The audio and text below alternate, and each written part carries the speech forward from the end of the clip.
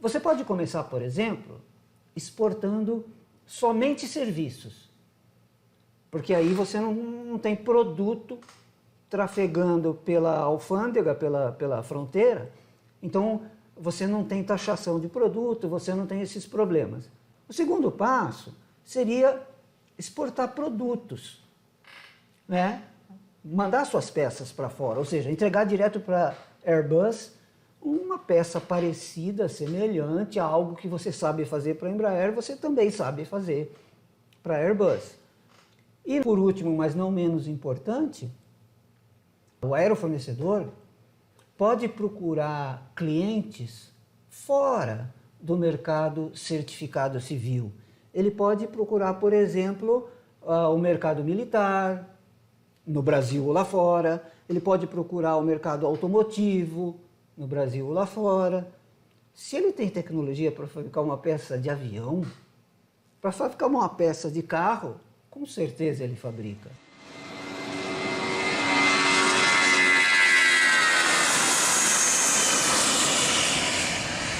Bem-vindos ao podcast. Meu nome é Cláudio, estou aqui com o Fulvio, o CEO da Aerospace BR, e a gente hoje vai falar nesse novo podcast dos maiores problemas que o aerofornecedor enfrenta no mercado aeronáutico brasileiro. E aí, Fulvio, tudo bem? Tudo bem, boa tarde, Cláudio. Vamos lá, falar da primeira dificuldade que a gente viu que o aerofornecedor tem.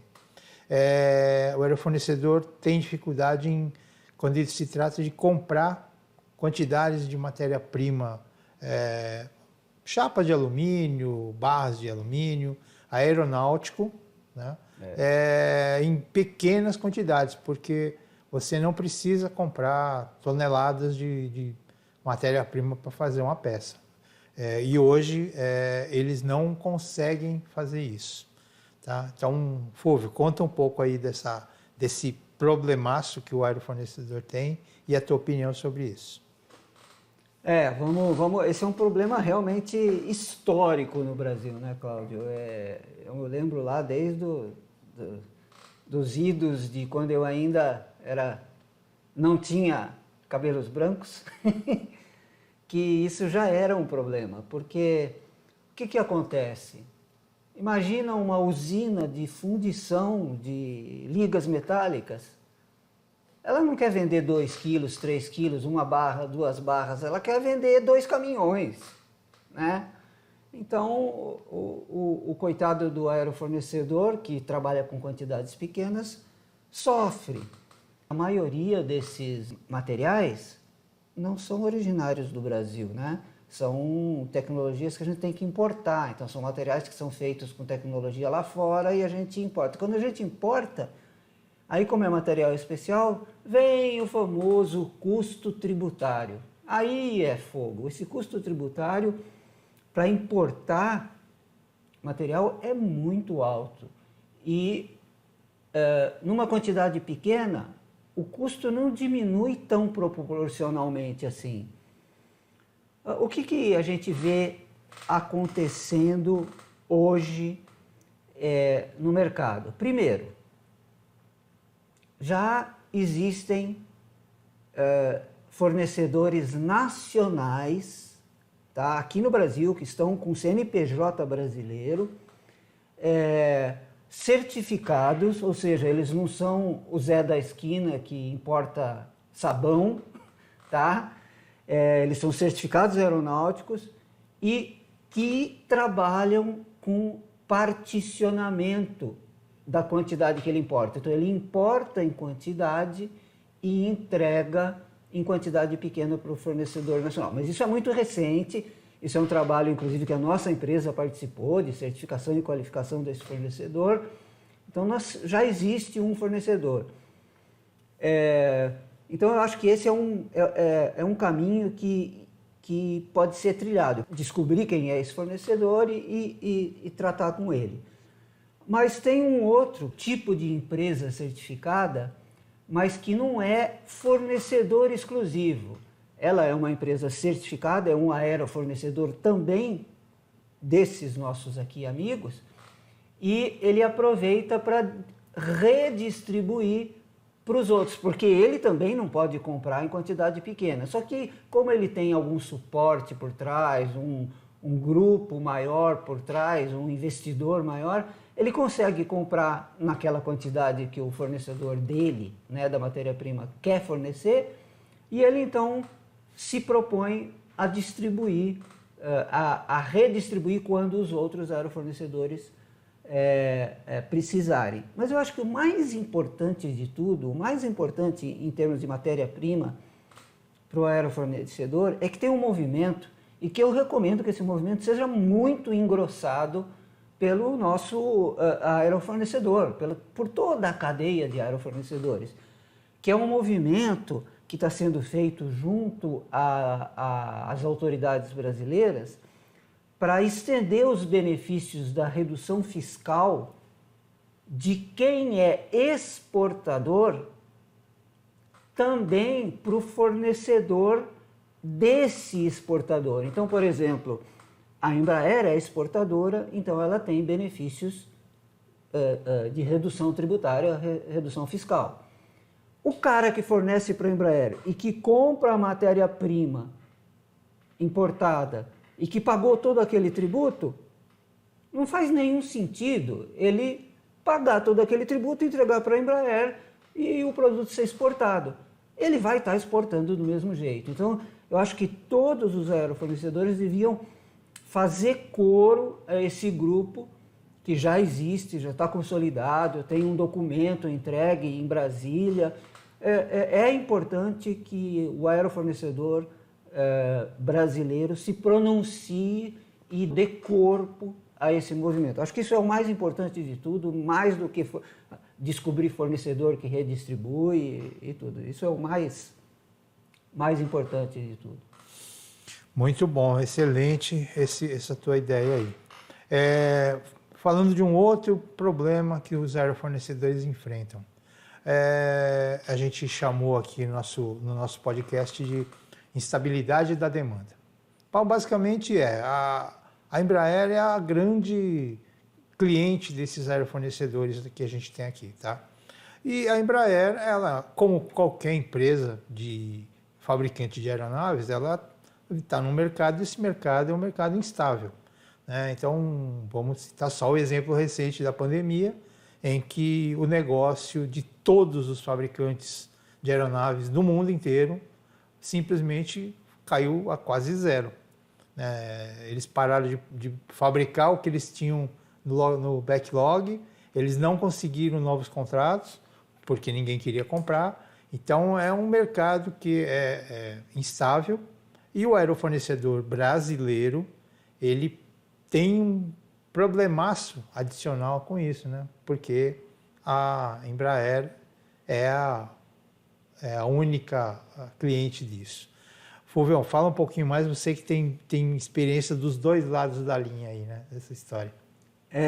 Os contratos no setor aeroespacial geralmente têm vida curta. Por quê? Se eu comprar 100 peças de você e eu fabricar 10 aviões por mês, eu estou com 10 meses de estoque. Você vai ficar 10 meses sem me fornecer nada. Se você for uma empresa eficiente, eficaz, que produz a peça que eu pedi para você num tempo curto, você está ferrado. Então, isso é um problema característico do setor aeronáutico. Somando isso ao fato de que hoje, aqui no Brasil, nós temos como grande consumidor do aerofornecedor a Embraer, a gente vê uma situação realmente difícil para o aerofornecedor. Ele pode tomar dois caminhos, né? Um deles é adquirindo novas tecnologias, mais tecnologia, seja ela de projeto, tá? No caso de projeto, ele vai oferecer para a Embraer ou para quem quer que seja o cliente dele, um produto com maior valor agregado. Ele deixa de ser um build to print e passa a ser um parceiro de projeto, né? Então ele consegue agregar valor para a Embraer ou qualquer cliente dele não vai precisar gastar HH no projeto daquela peça. Por quê? Porque o aerofornecedor vai ter competência, tecnologia para fazer aquele projeto. Então, a coisa mínima para adquirir essa tecnologia é o cara ter um corpo de engenharia, né? Um corpo mínimo de engenharia. Se ele já tiver um corpo de engenharia de processos, já é um grande passo. Porque geralmente os aerofornecedores começaram pequenos, com todo aquele esforço de crescimento, né, que a gente viu lá atrás, que o cara começou, né, com o suor da camisa, ele sozinho. Geralmente ele não tem um corpo de engenharia nem de processos, ele tem técnicos e profissionais com anos de experiência que já são acostumados, que têm experiência naquilo, mas ele não tem uma engenharia em si de processo. Então, geralmente, quando ele recebe um build to print, quando ele recebe o projeto, ele já recebe o projeto, não da peça, mas o projeto de produção da peça. Então, toda a engenharia de produção já foi desenvolvida por quem está comprando dele. Se ele puder, pelo menos, fornecer a engenharia de produção, ou seja, ele recebe só o desenho da peça, e aí todo o processo produtivo, os gabaritos, as ferramentas, tudo, ele tiver condição de fazer, isso já vai agregar algum valor para o cliente que está comprando dele, tá? Mas o ideal é que ele tenha também engenharia de projeto, porque aí o comprador dele, o cliente, o OEM, né, vai dizer, olha, eu preciso de uma peça que tenha esta função, se encaixe nestas dimensões e que trabalhe sobre estas condições e estes requisitos. E aí o aerofornecedor projeta, faz o processo de fabricação, fabrica e entrega. Imagina, isso é um valor agregado muito maior. Tá? Então eu acho que adquirir tecnologia é uma saída muito boa. Outra maneira de vencer esse desafio, essa grande dificuldade, é diversificar. Então, como você bem falou no começo, tendo um cliente só, né? Como é que eu vou fazer? Eu posso, na melhor das hipóteses, bater na porta desse cliente e falar, me dá mais peça para eu fazer? E ele fala, tá bom, você já faz a peça A, agora faça a peça B também. O termo técnico de gestão do negócio não é uma ideia muito boa para ninguém, né? Ninguém quer ficar nem dependente de um cliente só, nem um cliente quer ficar dependente de um fornecedor só. Então, é ruim para todo mundo. Isso não é uma boa gestão, uma boa política de gestão. Então, diversificar os seus clientes, os clientes do aerofornecedor, é uma coisa bacana, porque aí você vai ter mais de um cliente para quem você entrega. Então, quando acaba aquele contrato de 100 peças que você tem comigo, eu vou ter um contrato de 100 peças com o outro ali. Então, eu não vou ficar tanto tempo assim no sal como eu ficaria se eu só tivesse você.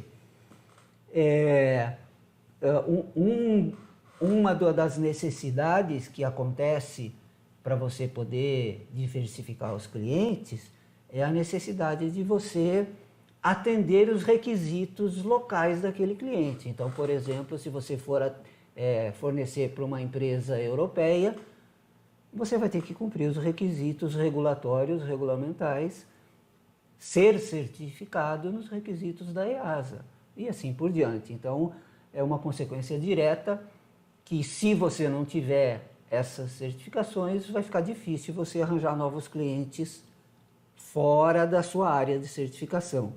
Mas você pode também utilizar uma mudança no tipo de mercado que você atende. Então, você hoje atende só a indústria. Por que você não pode atender também o usuário final do seu cliente, que é a indústria? A indústria vende para alguém. Esse alguém hoje é a linha aérea. Por que você não pode atender a linha aérea? Ah, mas a linha aérea não compra peça para montar. Não, ela não compra, ela faz manutenção. Ela tem que pegar aquela peça que você fabricou ou aquele conjunto de peças e fazer manutenção. Eventualmente ele vai substituir uma peça sua, eventualmente ele vai substituir um componente do seu conjunto de peças, né? Então isso diversificar no tipo de produto que você oferece. Oferecer um produto que não é só a industrialização da peça e entrega para o OEM, mas a manutenção, reparo e conserto da peça, que é o MRO, né, para o cliente do seu cliente, que é a linha aérea.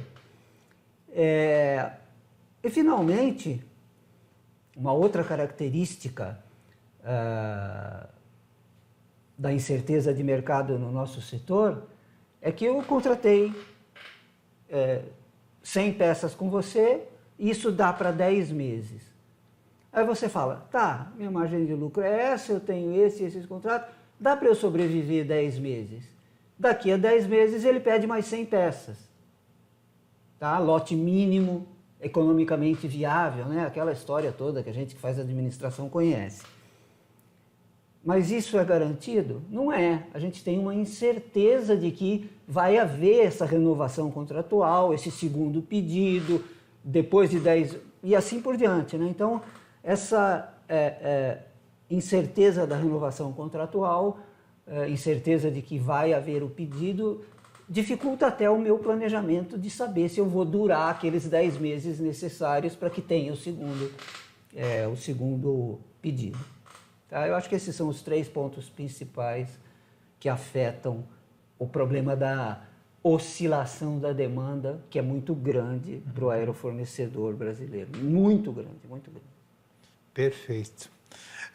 Bom, um terceiro problema é a questão das taxas e impostos que o governo brasileiro cobra dos fornecedores de qualquer produto no país, mas especialmente para o aerofornecedor tem um diferencial que se torna um problema para eles, né? Fala um pouquinho sobre isso aí também, Fulvio. Esse diferencial é aquele diferencial que você falou bem, né? Que eu mencionei antes, que existe uma forma de cobrar, ou seja, forma de calcular porcentagem de taxa, etc., que se aplica a todos os produtores, a todas as indústrias, a todos os comerciantes, segundo a legislação nossa brasileira. Aí, num sentido de querer incentivar a exportação do nosso país, o governo brasileiro gerou isenções ou reduções fiscais para certos tipos de indústria que exportam.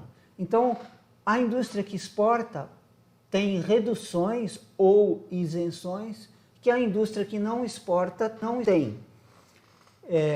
Esse é o problema-chave que tem afetado o nosso aerofornecedor, porque ele vende para Embraer, por exemplo, a Embraer exporta. Então, ele não é exportador, então ele não tem essas isenções.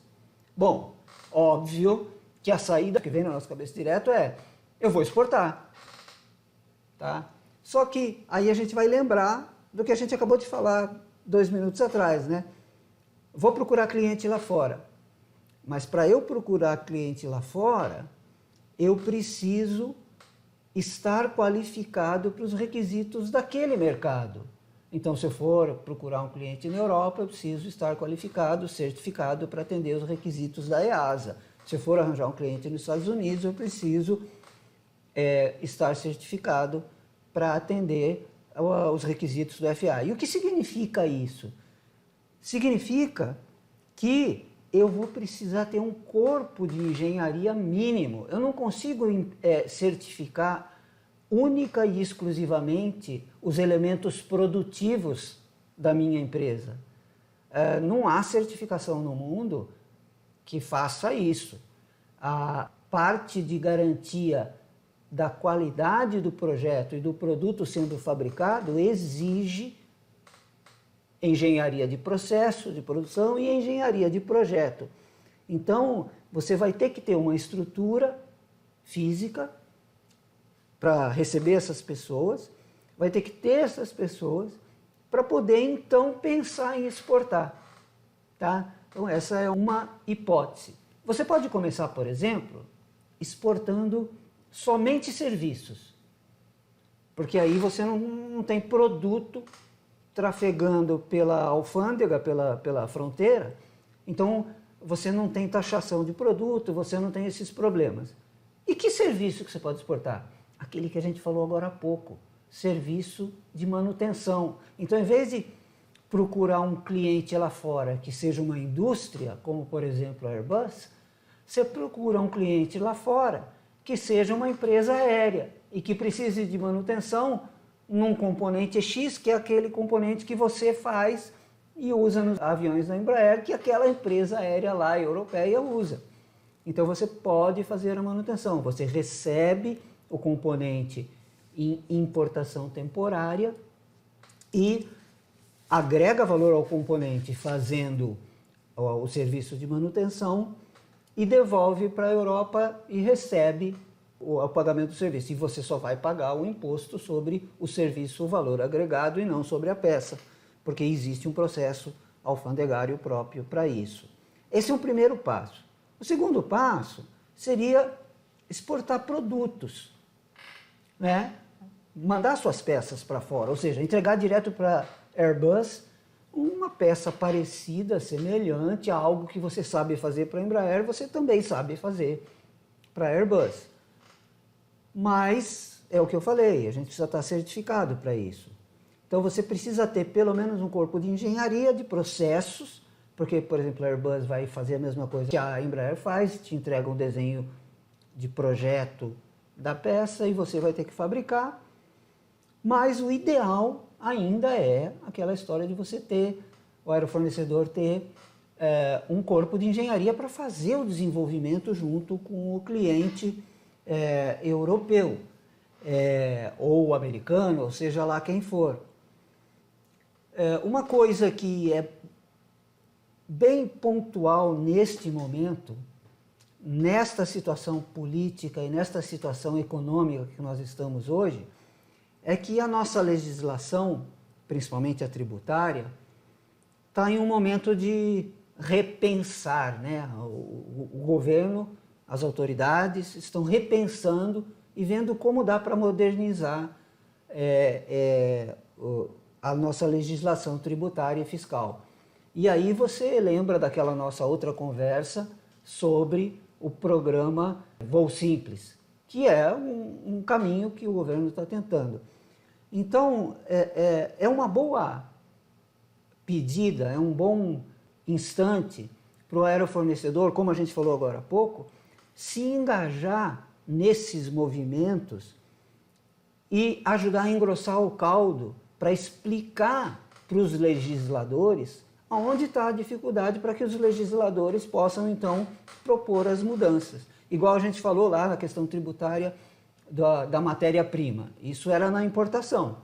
Mas tem tributo também na exportação, né? Então, está na hora de a gente deixar tudo isso às claras para que o legislador possa ajudar o aerofornecedor a se complicar menos. E, por último, mas não menos importante, o aerofornecedor pode procurar clientes fora do mercado certificado civil. Ele pode procurar, por exemplo, o mercado militar, no Brasil ou lá fora. Ele pode procurar o mercado automotivo, no Brasil ou lá fora.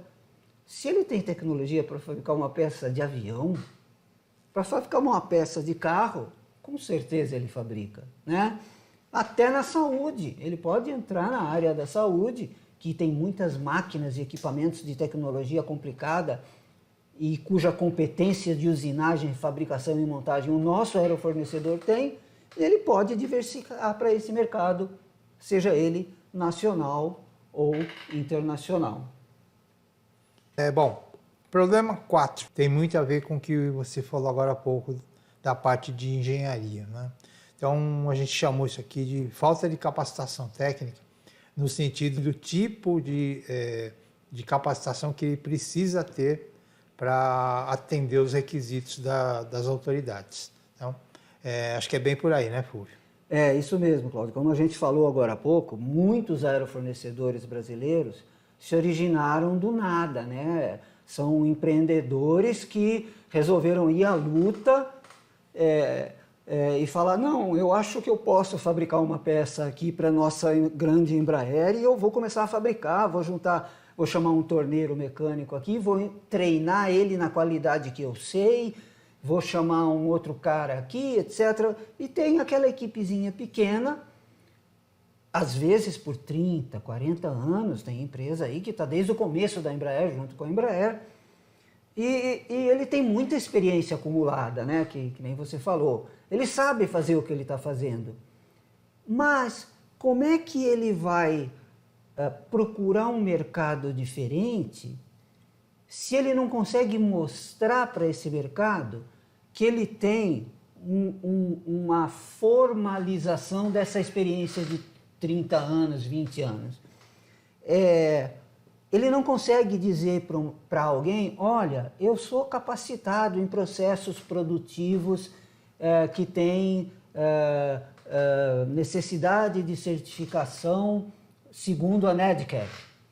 Ele não consegue mostrar para alguém que ele é capacitado em processos produtivos, que a planta, né, que a instalação dele, o torno e o torneiro mecânico dele, o fresador e a fresa dele, e a instalação do fresador e da fresa, e o pessoal da qualidade dele, e toda a instalação da empresa dele está certificada, por exemplo, segundo a S9100. Ele não consegue fazer isso, porque ele não tem isso hoje. O que acontece? Isso limita para quem ele pode oferecer produtos, não limita a capacidade dele de ir buscar novos mercados. Então a gente volta lá para o nosso primeiro problema lá, que é procurar novos mercados, para poder suavizar a oscilação da demanda. Então se ele ficar nessa de não adquirir essa capacitação, essa formalização da capacitação, porque ele já é competente, ele precisa formalizar essa competência, né? Então, como é que ele faz isso? Ele vai fazer isso com uma estrutura de engenharia de projetos. Aquela primeira que eu falei, que é a primeira coisa que ele precisa ter. Ele precisa ter uma estrutura de engenharia de projetos, onde ele vai participar, junto com o cliente dele, do desenvolvimento daquela peça que ele vai fornecer. Imagina, quem vai me dar melhores dicas? Óbvio que esse cara que tem 30 ou 40 anos, ele vai me dar dicas melhores. Então, imagina se ele já tem essa experiência de 30 a 40 anos e adquire uma competência de engenharia de desenvolvimento de projeto, ele vai chegar para o OEM, que é o cliente dele, e falar, olha, é melhor você mudar aqui assim, assim, assim, porque essa peça fica mais eficiente. E ele vai ganhar a confiança do OEM. Uma outra coisa que ele pode fazer é desenvolver uma engenharia de manutenção, né? E aí fazer todos aqueles serviços de manutenção e poder oferecer isso para um mercado adicional, que é o mercado de manutenção e MRO. Um outro problema que também tem a ver com a tal da instabilidade da demanda que a gente mencionou anteriormente, né? Os aerofornecedores, muitas vezes, eles têm que investir na infraestrutura da empresa para conseguir novos produtos, novas peças, novos contratos, né? E aí isso se torna um problema porque a amortização desse investimento no Brasil é uma amortização complicada. Você saiu da Embraer e foi trabalhar nas linhas aéreas onde você viu isso acontecendo ali. Inclusive, teve até o caso do banco de teste do motor, né, que você mencionou no outro podcast, que, no fundo, foi um investimento que se pagou. Tá? Mas isso é diferente para um aerofornecedor tradicional no nosso mercado. Fala um pouquinho sobre isso. O problema da amortização está atrelado ao problema da oscilação da demanda, né? Se eu tenho uma demanda conhecida e constante, eu vou calcular a minha amortização em cima daquela demanda. Então vamos lá, eu comprei 100 peças de você.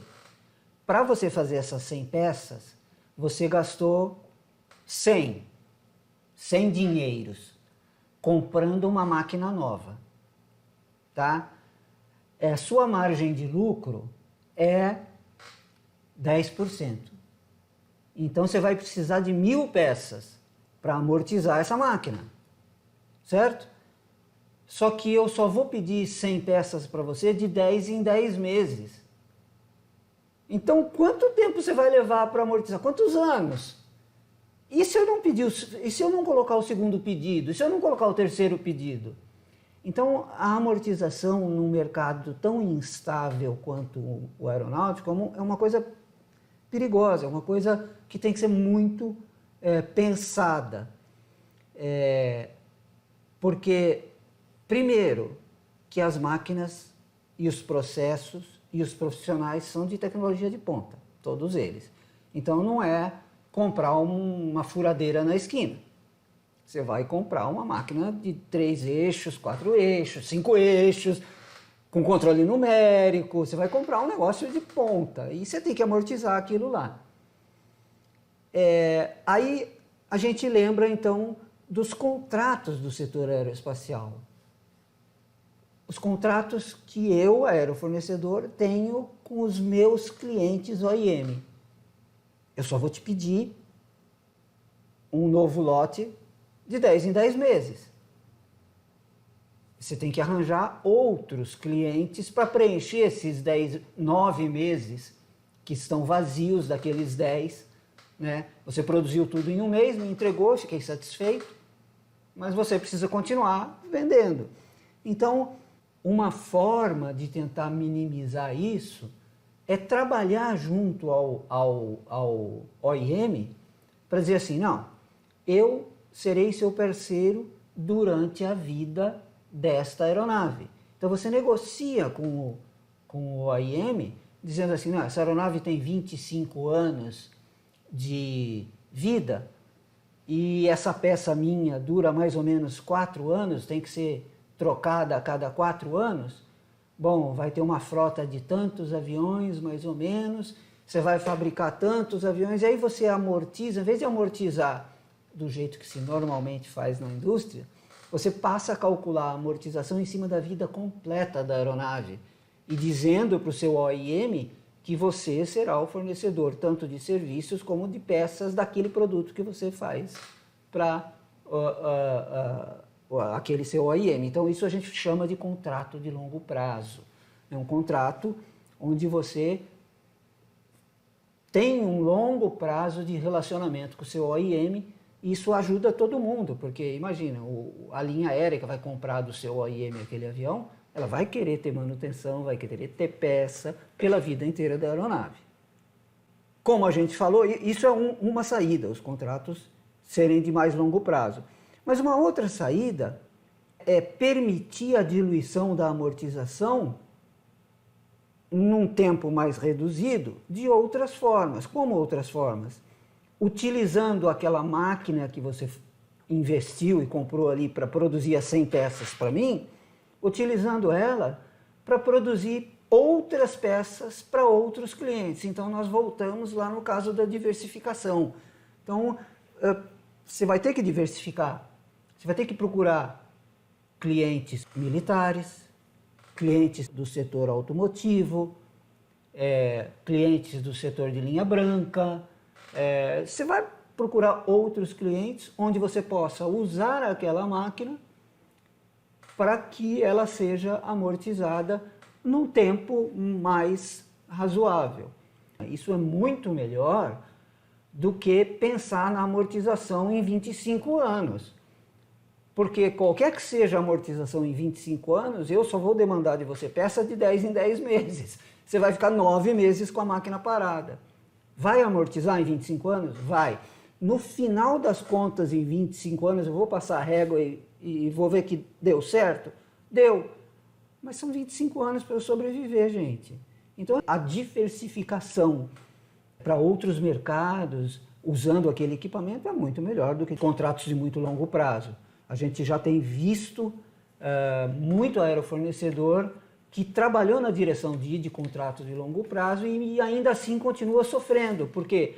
Porque aqueles 9 meses ele vai estar parado. Outra coisa é que no setor aeroespacial, eu dei o exemplo aqui dos 100 peças compradas, né?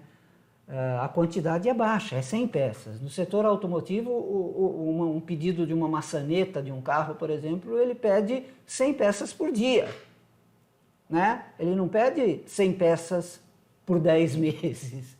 Então, a quantidade por contrato é uma coisa bastante marcante no mercado aeronáutico e que o aerofornecedor tem que estar bastante alinhado e bastante esperto na hora de fechar seus contratos.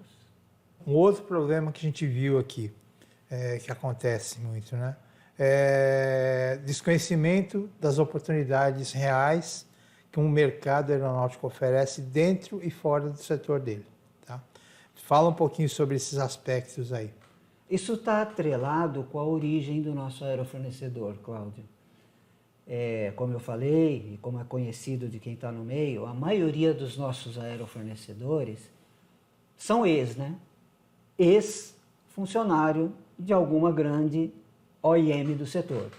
A maioria ex-Embraer, mas nós temos também ex-Boeing, ex-GE, temos de todos os tipos, que começaram uma pequena industriazinha para tentar atender aquilo que ele conhecia quando ele era funcionário lá, né? Só que ele focou em ser o mais eficiente possível naquele produto, naquela produção, para aquele cliente. Ele conhece tudo daquela peça, ele conhece tudo daquele cliente, ele conhece tudo daquela produção. Mas se você perguntar para ele, cara, como é que fabrica a garrafa PET? Ele não sabe. E ele não sabe que a mesma extrusora que ele usa para fabricar a maçaneta do Tucano pode ser usada para fabricar outras coisas de plástico, de polietileno, etc., etc., para outras indústrias, como a indústria da linha branca, como a indústria automobilística. Ele desconhece isso. E, desconhecendo isso, ele não exerce essa oportunidade. Ele não aproveita aqueles 9 meses parados para produzir maçaneta de carro.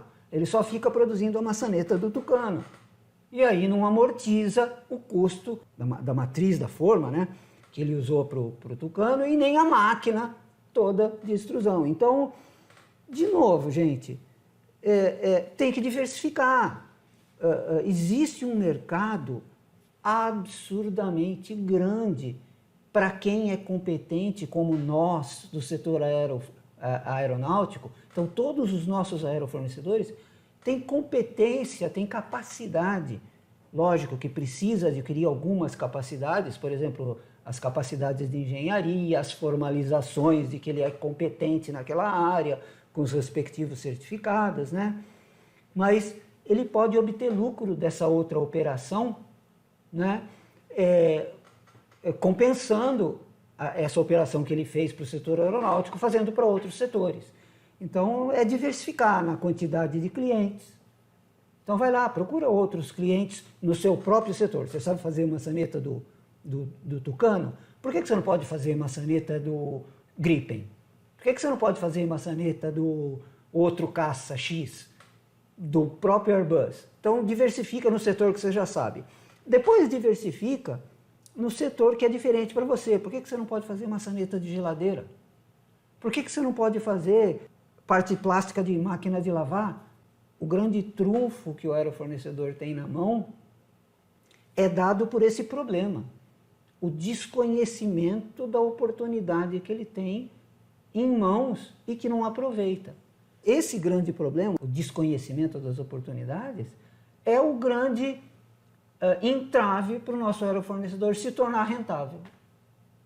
Um outro problema é que o aerofornecedor, devido a tudo isso que você falou lá para trás, ele ainda não consegue ter uma visão de qual é a vantagem que ele vai levar se certificando, para poder fazer tudo isso que você falou antes.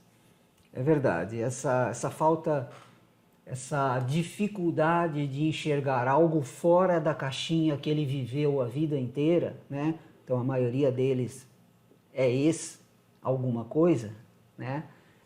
Diminui as chances dele tomar proveito dessa alta competência que ele tem e usar isso para outros mercados, né? O tipo de cálculo que ele vai fazer para o preço para esse outro mercado é diferente porque é outro mercado. Ele não vai fazer o mesmo tipo de cálculo de preço que ele faz para o mercado aeronáutico. Primeiro porque o mercado aeronáutico vai exigir dele um monte de controles e sistemas e qualidades que o mercado de linha branca, por exemplo, não vai exigir. Então, o número de homem-hora de engenharia que ele vai usar para atender o mercado aeronáutico e o número de homem-hora de engenharia que ele vai usar para atender o mercado de linha branca são completamente diferentes. Um é bem menor que o outro. A mesma coisa para homem-hora de inspeção, a mesma coisa para homem-hora de produção, a mesma coisa para homem-hora de gestão. Então, o cara, olha aqui, ó, estou falando só de homem-hora, não estou falando de mais nada, estou falando só de homem-hora. O cara está desperdiçando uma chance de encontrar compensações para a grande oscilação de demanda que é a característica do mercado aeroespacial em outros mercados, por falta de conhecimento, que outros mercados podem precisar de coisas que ele sabe fazer. Então, os benefícios vão desde melhorias na organização da empresa em si, né, passando por otimização de processos, né, que isso tudo vem do aeronáutico, né? Então, se eu tenho um processo otimizado, atender uma linha que pede, em vez de 100, pede 1000, é fácil para mim.